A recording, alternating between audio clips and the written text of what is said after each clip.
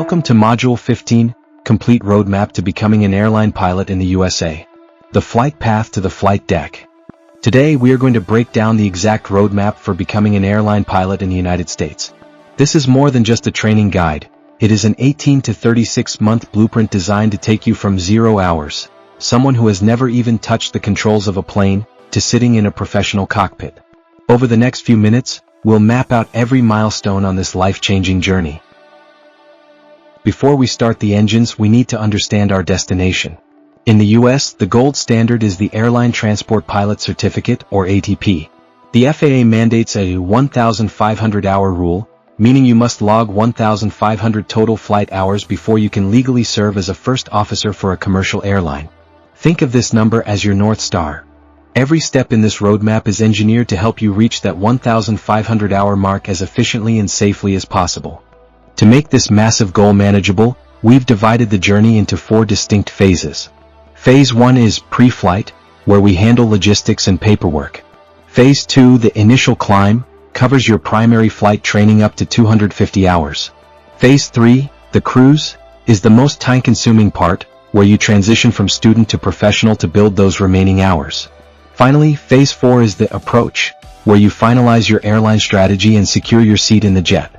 Phase 1 is all about preparation. First, you must pass the FAA Class 1 medical exam. I cannot stress this enough. Do this before spending a single dollar on flight training to ensure you are physically qualified for the career. Next, you need a financial plan. Training typically costs between $70,000 and $100,000, so securing your funding early prevents momentum-killing delays.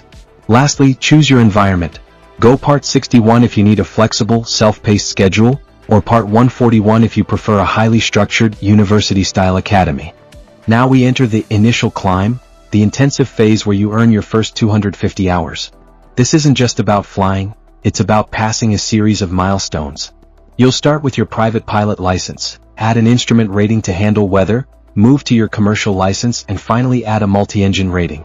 Think of each of these as a check ride. A final exam with an FAA examiner that proves you've mastered the curriculum. Let's look closer at the first 2 foundation blocks. The private pilot license, or PPL, is your baseline. Between 0 and 40 hours, you'll master basic aerodynamics and solo flight. However, at this stage you're limited to clear weather. That's why the instrument rating, or IR, is so critical. By learning to fly solely by looking at your dashboard instruments, you gain the ability to fly through clouds and low visibility conditions safely. This is arguably the most important safety skill you will ever learn. At the 250-hour mark, you hit checkpoint 2, the Commercial Pilot Certificate. This is a massive psychological and legal pivot. You've moved beyond hobbyist maneuvers and can now demonstrate precision control to a professional standard. Most importantly, this certificate legally unlocks the ability to be paid for your services. You are now officially a professional aviator, though you still have a long way to go to reach the airlines. To summarize your first 9 months, take a look at this matrix. You start with basic airmanship as a private pilot, gain spatial orientation through your instrument training, and achieve the precision needed for commercial status. The final touch is the multi-engine add-on, which gives you the skills to manage the asymmetric thrust of twin-engine aircraft. By the end of this matrix, you are fully licensed, but you face a significant hurdle, the hour gap. This is what we call the bottleneck. You have 250 hours and a commercial license, but the airlines need 1,500. You are short by 1,250 hours. Renting a plane to bridge this gap would cost upwards of $200,000, which is simply not feasible for most. The objective of Phase 3 is to find a professional job where someone else pays you to fly, allowing you to bridge that gap over the next year or 2 while gaining real-world experience. There are several trajectories you can take to build those hours. Flight instructing, or CFI, is the most common and fastest path, often logging 100 hours a month. You could also fly charter or cargo under Part 135, which offers great experience with complex weather and turbine engines. Aerial surveying is another option. It's seasonal and intense, and while it builds great endurance, it lacks the multi-crew environment of the other 2 paths. Choose the one that fits your learning style and career goals. The most proven path is becoming a certified flight instructor. There is an old saying in aviation, to teach is to learn twice. By teaching new students, you aren't just logging time, you are forced to master systems and aerodynamics at a level you never reached as a student. This 18 to 24-month engine of your career turns you into a highly proficient pilot while providing a consistent income and the rapid hour accumulation needed for the final jump. Once you hit those minimums, you enter the approach phase. You'll complete the ATP/CTP course, which introduces you to the world of high-altitude aerodynamics and the complex systems of large transport category jets. You'll also ensure you have the required 25 to 50 hours of multi-engine time. When your logbook finally hits that 1,500-hour mark, you have officially reached the minimums required to apply for the airlines. With 1,500 hours in hand, you have 3 main branches for your career. Most start at regional airlines, flying 50 to 70-seat jets to build experience. Many pilots choose cadet or flow-through programs, which offer a guaranteed path to a major airline like American or Delta.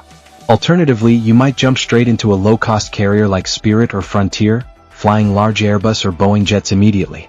Each path has its own benefits in terms of pay and speed of advancement. Here is the master blueprint visualized. The curve shows your 36-month trajectory. Note that the first 9 months are a steep climb. They require the most capital and the hardest studying. But once you hit that CFI milestone around month 12, the curve stabilizes. You start earning money and the hours begin to accumulate rapidly. This graph is the mathematical proof that you are now cleared for takeoff. This journey is undoubtedly demanding and the regulations are complex. But as we've seen, the 18 to 36-month timeline is a proven reality for those who are committed. The view from the flight deck is worth every hour of study and every flight lesson. It's time to start your pre-flight. Good luck and we'll see you in the skies. Dreaming of flying across the world? Not just India, but Paris, London, Dubai. An EASA license is your passport to global skies. Recognized in 31 countries and accepted by airlines worldwide. Train in Europe with modern aircraft, multicultural exposure, and the world's highest safety standards.